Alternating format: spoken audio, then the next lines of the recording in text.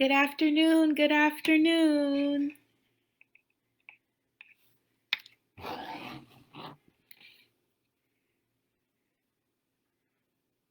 There we go. Good afternoon, everybody.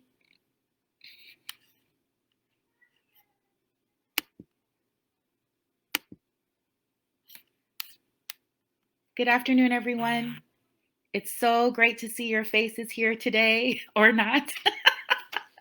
Welcome to Springboard's Facebook Live Virtual Family Workshop. Today is Thursday, so I want to wish a happy Thursday to all of you. And I also want to just say thank you for joining. What a couple weeks we've had, right? And I just want to say again, I appreciate you for setting aside time in your day to have an opportunity to learn these new reading strategies that you can share with a scholar or a person that you support with literacy. So again, hi families, welcome to Springboard's Facebook Live Virtual Family Workshop. I will be sharing the Be a Text Detective strategy with you this evening. The purpose of nonfiction or informational text is to learn about a topic, a nonfiction topic, a real topic. But nonfiction texts often put important information outside of the paragraphs or outside of the text where we typically look while we read. So today, we're going to be talking about the text fixtures that you can find in a nonfiction text. And I hope that you will share this strategy with a scholar that you support. So I always like to start our workshops with a hello, how are you? And where are you tuning in from? So if you could drop in the chat your location, as well as a scholar that you support. What is the age or grade level of a scholar that you support? So for me, my name is Latrice, and I am coming to you live and direct from San Francisco, California.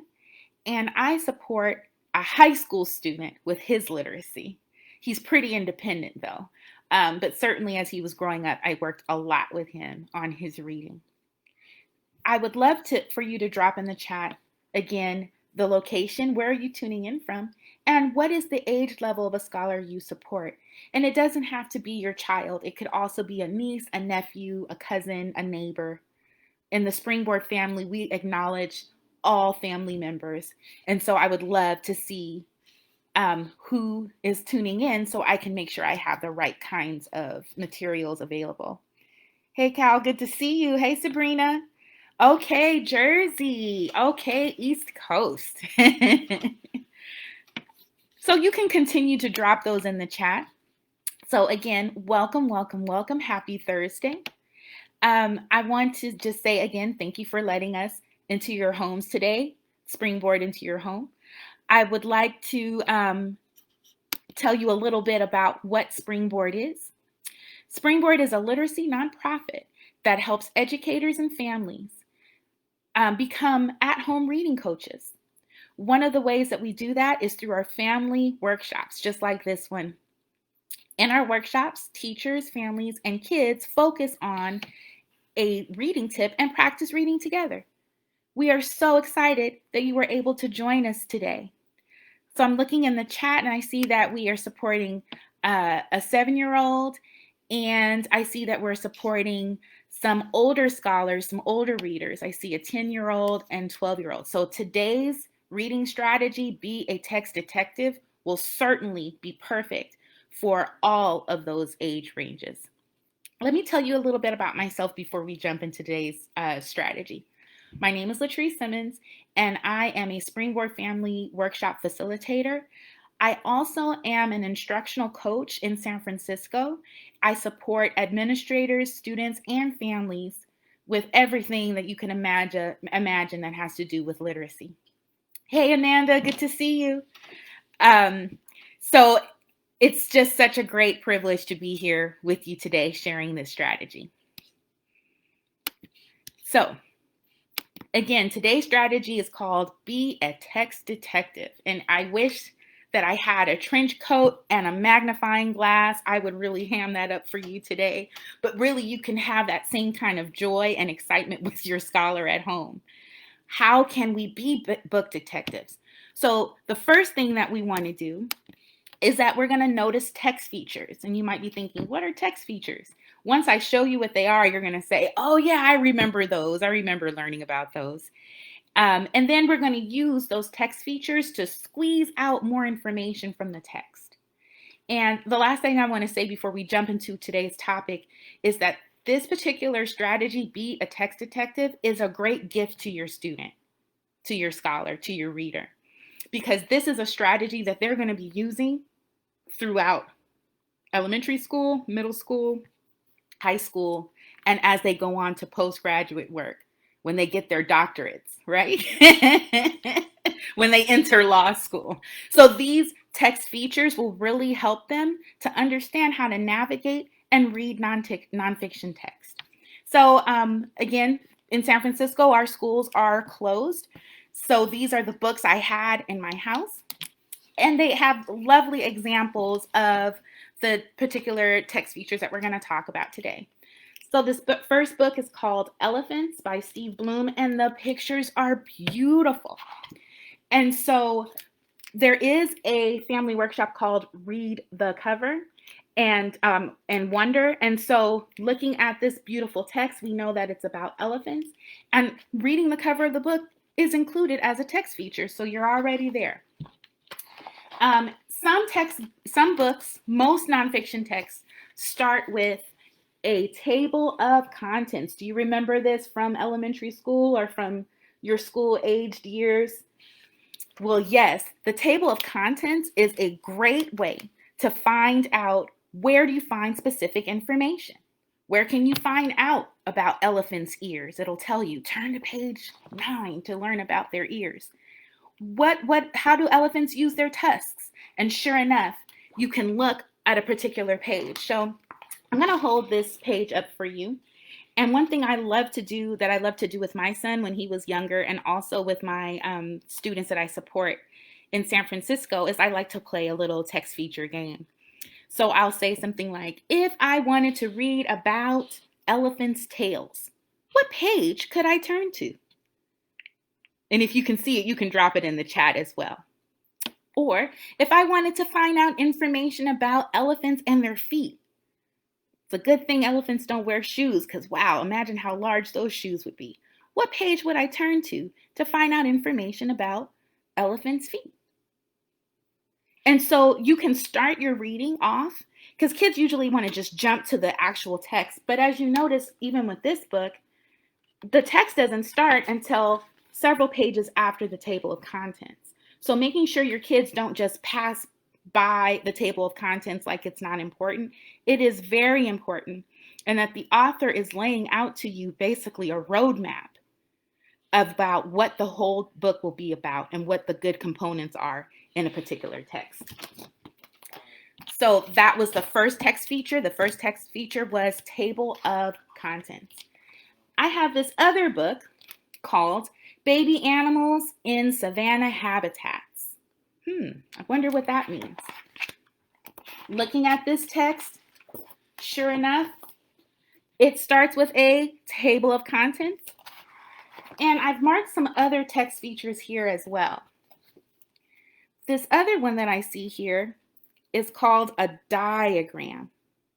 So in this diagram, we see this animal, and then it's got things labeled in the background. And I try to tell my scholars and the students that I work with that everything that the author puts in a text is intentional. It's there on purpose for you to look at and read. So not just reading the pictures and saying, oh, how cute, look at the baby animals, but also reading the diagram and reading the text. Let's see. Oh, I noticed another text feature. So far we've got table of contents, we've got diagrams, and that particular diagram was also kind of like a label too. It also has these dark, dark, dark words. And these dark words are there intentionally. They're called bold-face words.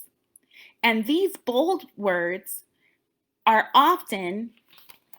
can also be found in the glossary. And the glossary is always located at the end of a book. In this particular glossary, it's a picture glossary. to help our scholars remember not only the term, not only the vocabulary word, not only what that word means, but also a little graphic to help, help them make these connections.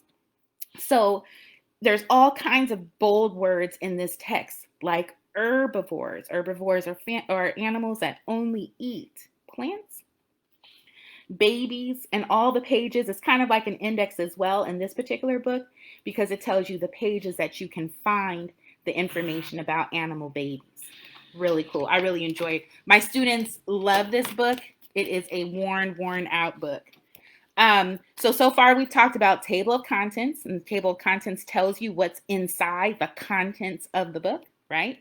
We talked about diagrams, and diagrams it's an illustration that's labeled, and I have another example of one in another text I have.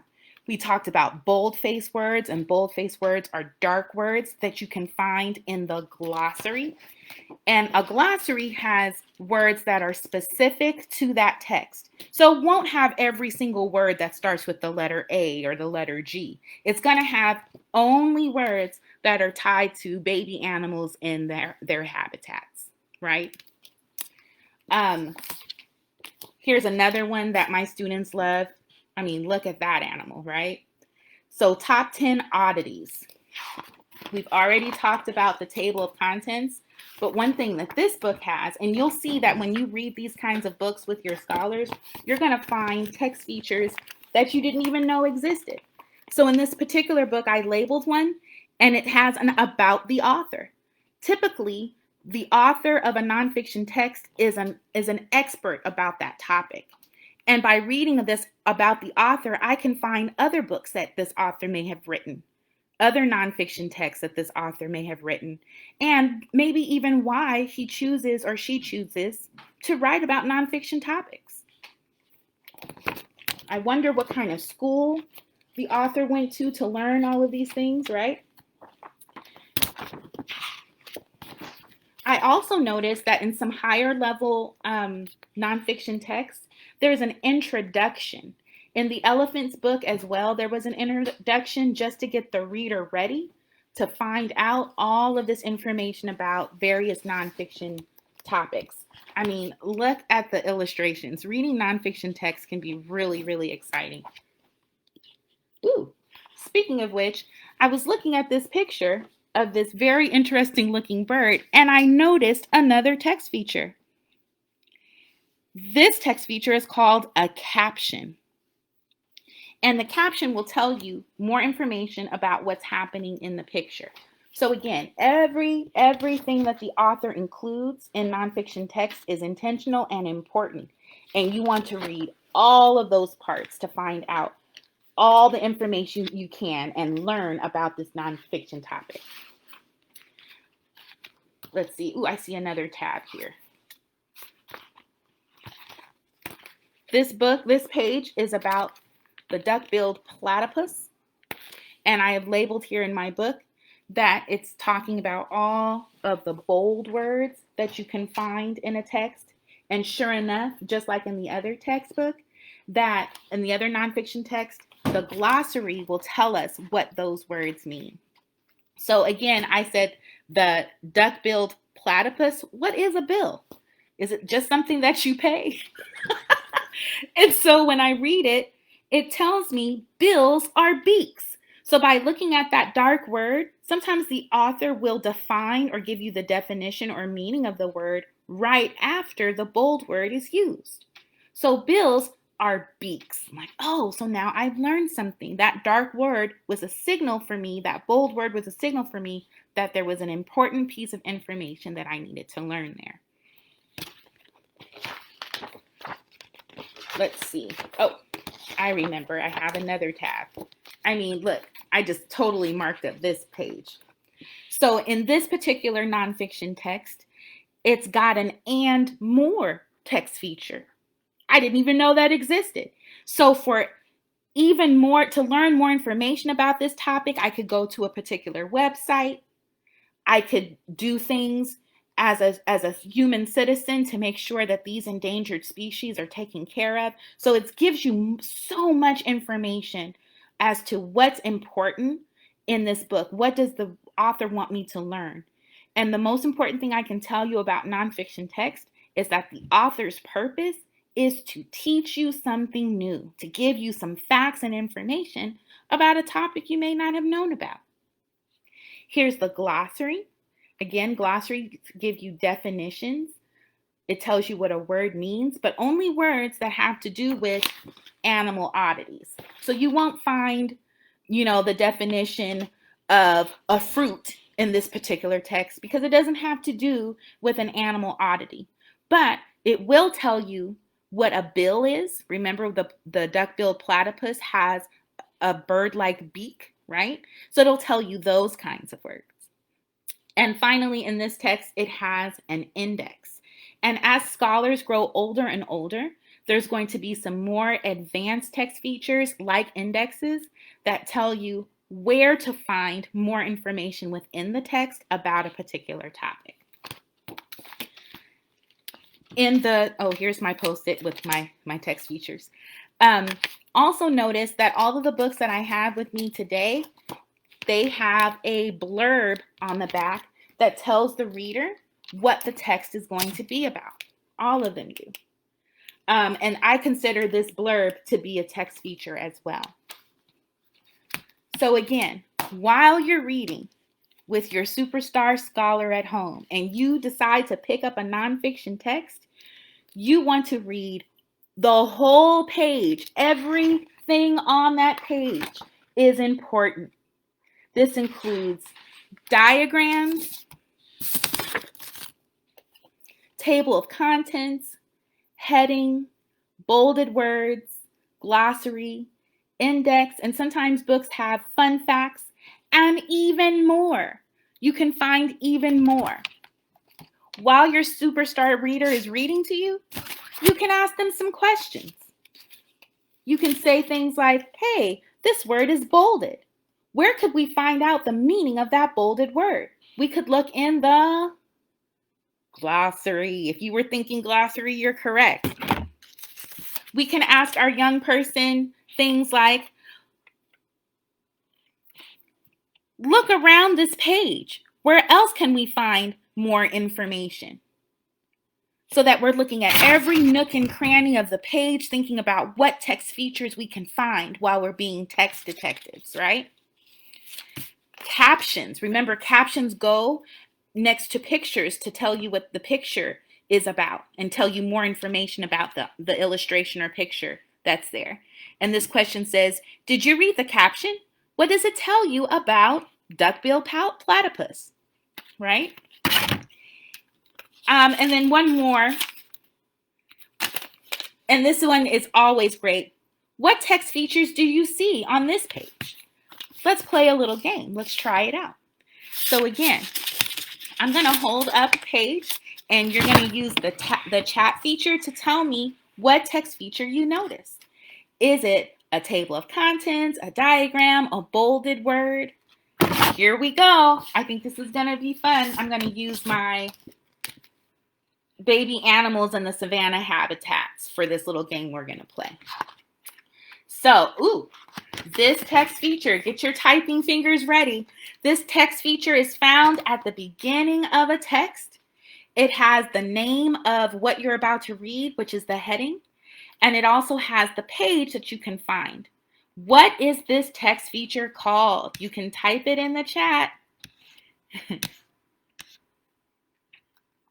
So again, here's my clue. This text feature is found at the beginning of a nonfiction text, and it tells you what page you can find information. Yes, it's the table of contents. Fantastic.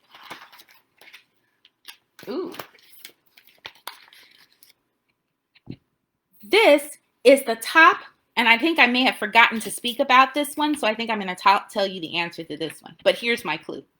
So in the table of contents, they use headings. It tells you what that whole page is going to be about. A heading tells you what the page is going to be about. So I'll give you that one. But on this same page, I see a dark, bold word. I wonder why the author did that. Where could you find the meaning of these dark, bold words? You can type it in the chat. If I was not sure about what living things were, where could I look to find out what a living thing is? Or maybe even examples of living things. What's the name of the text feature that will tell you the meaning of a word?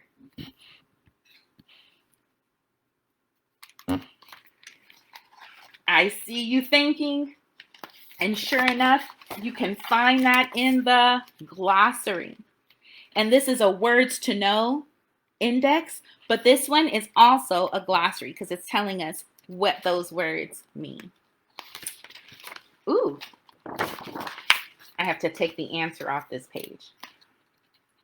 This particular page has a drawing, an illustration. It's got the sun, and there's some arrows that points to grasses, the animals, and I think it's like the chain, right? The circle of life. Do you remember what this is called when you see that things are labeled and there are arrows and it tells you how these things are connected? This one's a little harder because we could see that there are labels, and labels are a text feature, but this is also a diagram. Very good. This is also a diagram, and a diagram can show you how things are connected. It can even be like a zooming in of a particular part of an animal's body. So diagrams are very, very useful. I think